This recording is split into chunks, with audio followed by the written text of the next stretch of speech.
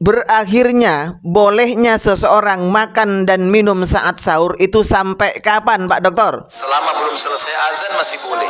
Ya, yang benar Pak Dokter, jangan bercanda. Ayo jawab yang betul.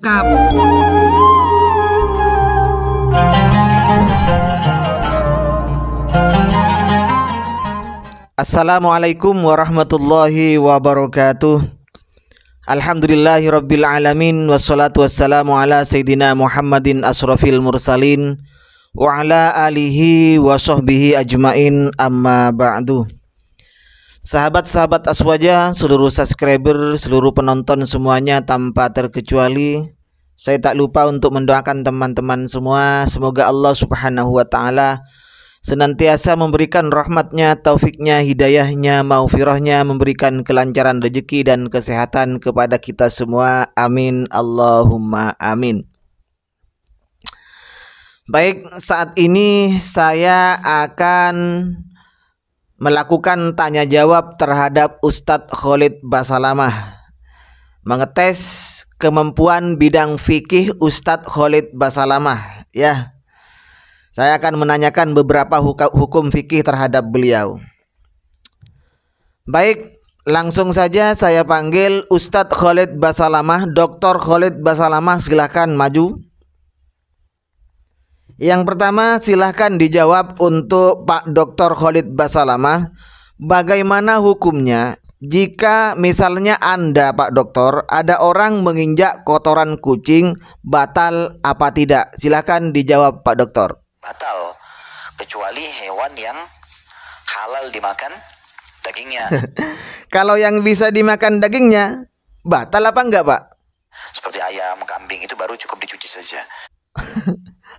Jadi itu ya, teman-teman, menurut penjelasan Pak Dokter ini, ketika seseorang menginjak kotoran binatang yang tidak bisa dimakan dagingnya, ini wudhunya otomatis batal. Ya Allah, Pak Dokter ini.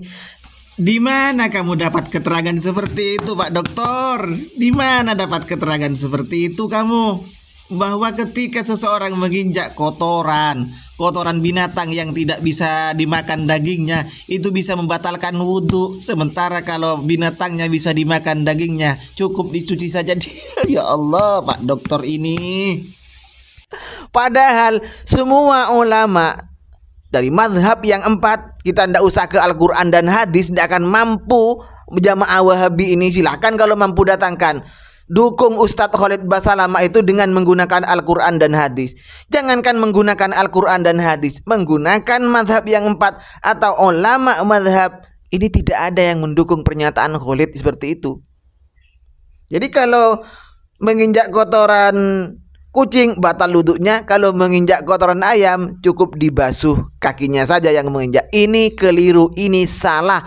Keputusan Khalid, fatwa Khalid telah menabrak keputusan mazhab yang 4. Baik, pertanyaan berikutnya untuk Pak Khalid.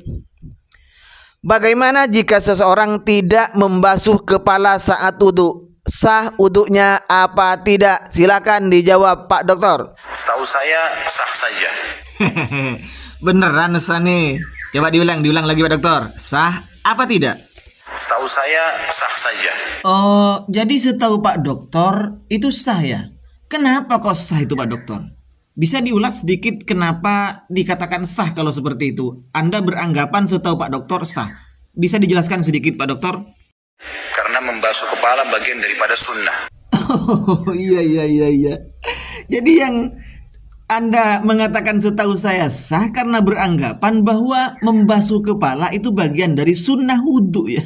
Allah. Oke. Terus yang fardu apa saja Pak Dokter kalau kepala itu Anda katakan sunnah? Yang merupakan rukun wudhu itu adalah wajah dan tangan sampai siku. Nah itu teman-teman ya, kita sudah mendengar penjelasan Pak Dr. Khalid Basalamah ini. Jadi ketika kita itu tidak membasuh, mengusap kepala, hanya mengusap kening, ini sah wudhunya. Kenapa?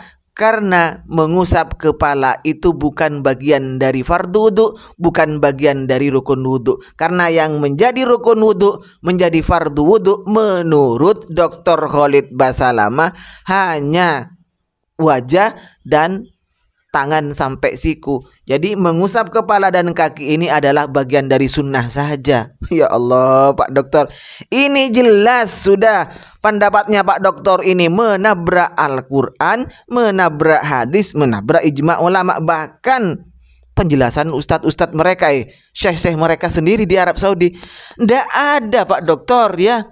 Ulama mazhab yang 4, hadis ataupun Al-Quran. Di Al-Quran itu faghsilu wujuhakum, terus wa aidiakum, terus wamsahu bi ru'usikum wa arjulakum Pak Dokter. 4 minimal itu Pak Dokter, bukan 2. Gimana Pak Dokter ini? Rukun wudhu kok ada 2. Lanjut saja. Selanjutnya untuk Pak Dokter, sekarang bab puasa. Batas berakhirnya bolehnya seseorang makan dan minum saat sahur itu sampai kapan Pak Dokter? Selama belum selesai azan masih boleh. Ya, yang benar Pak Dokter, jangan bercanda. Ayo jawab yang betul. Kapan batas berhentinya seseorang itu bolehnya makan minum ketika sahur? Ayo jawab yang benar, jangan bercanda. Selama belum selesai azan masih boleh. Loh, kok sampai selesainya adzan sudah begitu Anda mengatakan menurut ulama fikih? Salah Pak Dokter ya. Kalau sudah adzan maka berhenti, bahkan kalau ada makanan di mulut itu harus diludahkan, harus dikeluarkan, dibuang, jangan ditelan. Kalau ditelan batal jika sudah terdengar suara adzan, dan adzan itu pertanda masuknya waktu. Kecuali adzannya Pak Dokter, adzan bukan masuk waktu, ya enggak apa-apa, enggak ada masalah. Ya. Jadi yang namanya di Indonesia itu Pak Dokter adzan setelah masuk waktu. Jadi kalau sudah masuk waktu, kalau sudah terdengar adzan, maka harus berhenti makan, jangan nunggu selesainya adzan Pak Dokter ya. Kalau beralasan bahwa karena adzannya masih belum masuk waktu, ya walaupun sudah selesai adzan, kalau belum masuk waktu subuh ya enggak apa-apa makan. Ya, jangan begitu, jangan beralasan begitulah. Jadi adzan ini pertanda masuk waktu di Indonesia, gitu ya. Kalau sudah adzan maka enggak boleh melanjutkan makan dan minum sahur, gitu Pak Dokter. Pertanyaan terakhir Pak Dokter, ya, tolong dijawab yang benar. Dari awal ini tidak ada yang benar sama sekali. Tolong dijawab yang benar. Misalnya Pak Dokter punya truk, saya punya truk, digunakan untuk usaha, dagang kelapa sawit, mengangkut barang dari sini ke toko-toko lain misalnya. Jadi truk saya gunakan untuk alat transportasi usaha saya Pak Dokter. Apakah truk itu wajib saya zakati atau tidak Pak Dokter? Kok yang saya tahu dan setahu saya terus sih Pak Dokter. Coba dalilnya mana? Al-Qur'annya mana? Hadisnya mana? Mazhab yang 4 penjelasannya bagaimana itu? Yang menjelaskan. Jangan setahu saya atau yang saya tahu terus Pak Dokter. Gimana sih? Ingat ya Pak Dokter, hadis Rasulullah Shallallahu Alaihi Wasallam menyatakan tidak wajib zakat jika hewan, misalnya sapi, digunakan untuk amal, untuk apa namanya itu? Untuk bekerja. Untuk bekerja tidak wajib Pak Dokter.